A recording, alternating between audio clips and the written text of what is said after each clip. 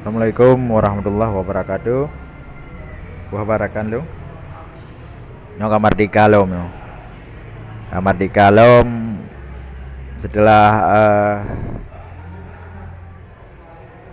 dikurung pada uro yang kau likut. Jadi setelah selesai karantina mandiri ataupun kai cabut jam malam di Aceh. Jam malam kai cabut. Nyo kajiut lagi biasa lom nyo. Lagi biasa.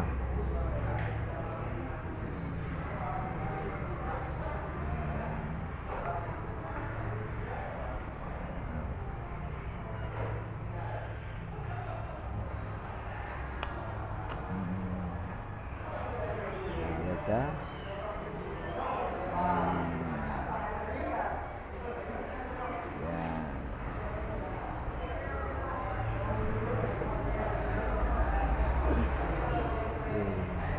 Wah ba nanti di Banda Aceh pu kajiut ngopi lom. Ilok semua nyo ka beres apa? Ka merdeka lom kalau gesek tu. Urunyo di luar ke ban. Najak kopi urunyo. Yang di Malaysia pun ada yang yang lah lampu sawitnya pun ada yang man. Ya. Paling-paling di malam jak komen video long. Jak komen video long, minta masalah, minta pakai mela. Ya kalau piuh rakan bu. Kali berakon bu. 15 tahun yang lepas kan mula dia mimbak naru, dia mimbak kau aku macam naru. Jadi kan selesai lah dengan kekerasan. Lupiuh lah saat lanjut dia urung-urung laju. Nya tinggal long nikmati kopi lah saat. Nyoban merdeka menteng. Baru 2 euro merdeka.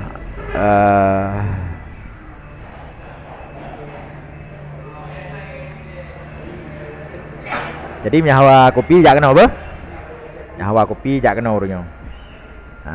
Semoga BJO dari segala mara bahaya, BJO dari penyakit virus-virus yang mematikan. Kirim kabusik ke dia Bandung virusnya.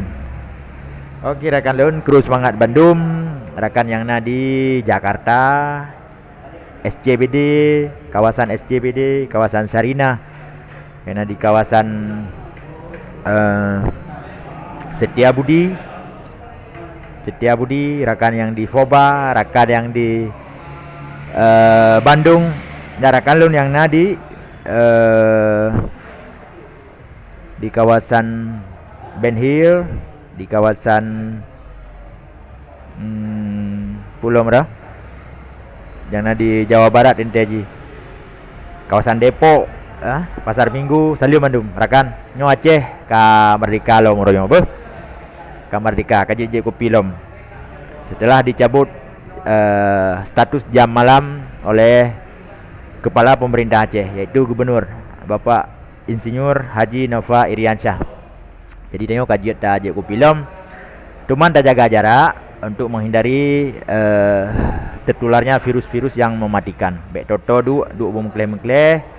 Bek teman-teman je kopi minah haju lu je kopi bek trip nyamban ke pegah le Pak Gubernur ya.